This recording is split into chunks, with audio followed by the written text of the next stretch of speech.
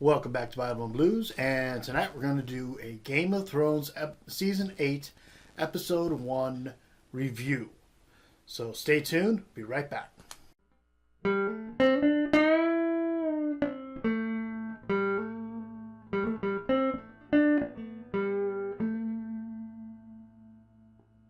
So I watched Game of Thrones, Episode 8. I watched it on HBO now. So I'm a day behind.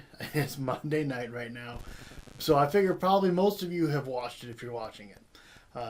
So there's spoilers here. Be aware. If you don't want to catch any spoilers, move on. But it's only episode one of the season.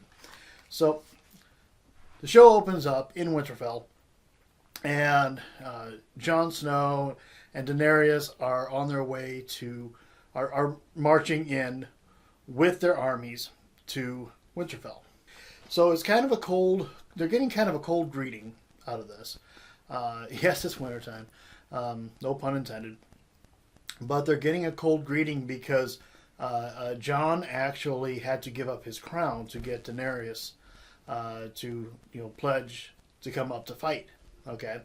So, this is not a good thing according to the people of Winterfell and the North, because he was supposed to be king of the North and a whole different realm. So they're all full of that pride, and now he's given away the crown that they just handed to him. So he has a bit of an uphill climb ahead of him for that. Arya is in the crowd as they go by, and she sees Jon and she sees Daenerys, and you see her. She kind of gets this look on her face like she's a little concerned about what she's seeing happening. So that's happening. We see next scene. We're seeing Sansa and Jon are in the hall with the other lords, and of course he's having this problem about the fact that he's given up his crown, and they're pretty upset about this.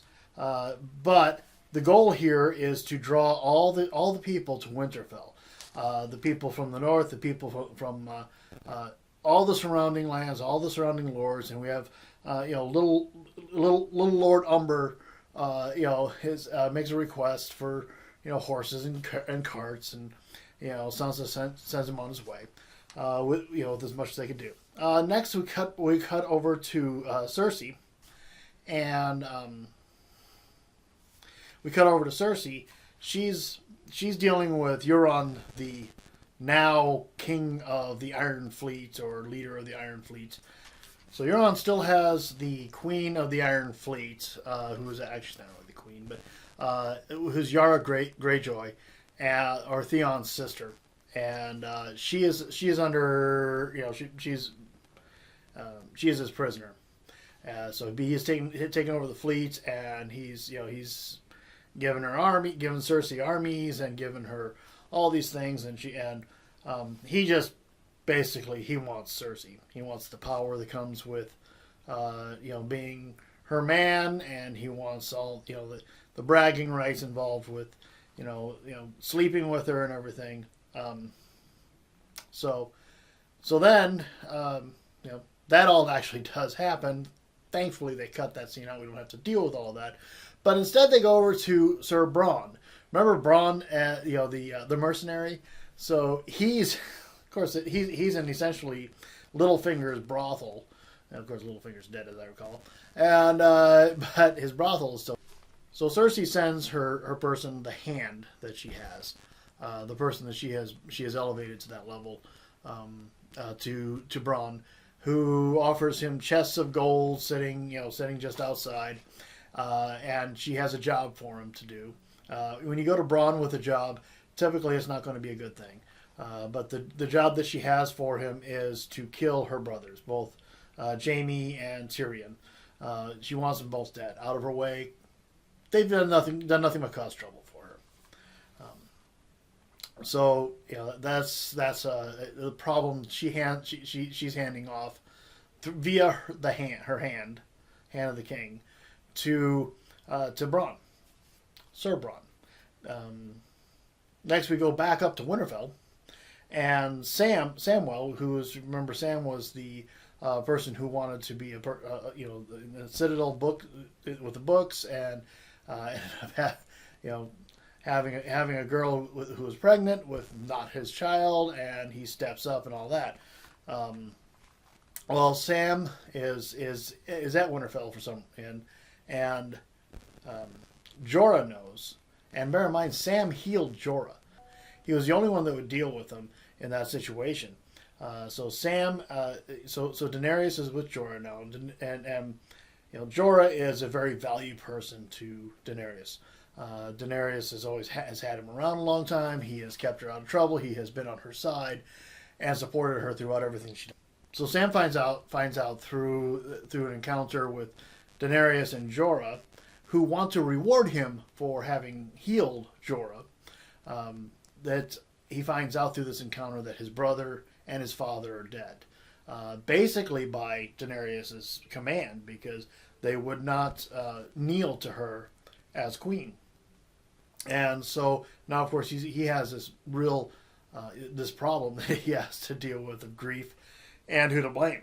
Now, Bran, Jon's brother, the one who was disabled by the Lannisters, he knows he has the cognitive abilities, so he knows what's going on, and he tells Samwell that it's time to tell Jon what the truth is.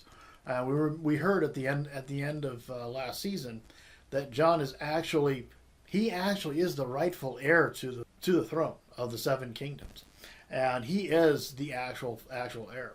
And Sam says, "You should tell him. You're his brother." And Bran says, "You have been more of a brother to him than I could ever be," and kind of thing. So you go tell him. So since Sam's already upset with Daenerys, I mean, you can imagine he's probably thinking there's a certain amount of him that's sitting there saying, "Well, yeah, I'll tell him this, and that'll and maybe he'll unseat Daenerys, and we'll get rid of her too." So he's thinking he might be thinking in those terms. I'm not entirely positive. He doesn't really feel comfortable telling you, but he does confront Jon about the loss of his father and the loss of his brother. He does, and as Jon is defending Daenerys to saying I mean, as a queen she has to do these kind of things, and so he's actually the heir, and his actual name is Aegon based on the reading that he's done. So this is a big blow to Jon, and Jon Snow is going to have a lot to deal with during this season, at the same time that they're fighting the White Walkers. The Walkers are on the way.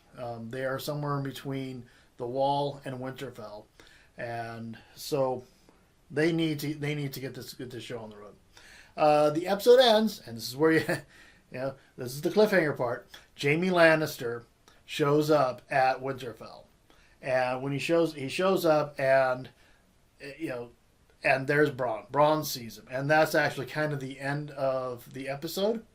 So Bronn and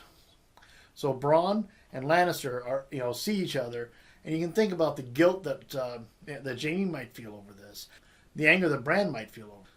So our final scene is in Winterfell, and Jaime Lannister has shown up in Winterfell by himself, no fanfare, no nothing. Of course, how low has he fallen? And who sees him but Bran? Bran, the one that he threw out the window years ago, but because of that, that kind of led to the whole thing with Hodor and everything, and hold the door, and getting his abilities, his ability to see things. So, but now they're eye to eye, and that's where the episode ends. So, what did you think? What did you think about what was going on? Let's have a conversation about it in the comment section down below. Did you like what you saw? Do you have some speculation as to what's going to be happening here in the near future? Do you want to go over this every week with Game of Thrones? I've done that in the past, where I've done episode by episode, and seemed to work. It seemed to be received pretty well. So I'd be happy to do that every single week. Monday night, release a video of of a conversation with you about what happened with it. So, what do you think about it? Did you like it? I liked it. There's a lot going on in this show, of course. So, thanks a lot, everybody. You have a great day. Be sure to like and subscribe. Share this with other people. Thank you.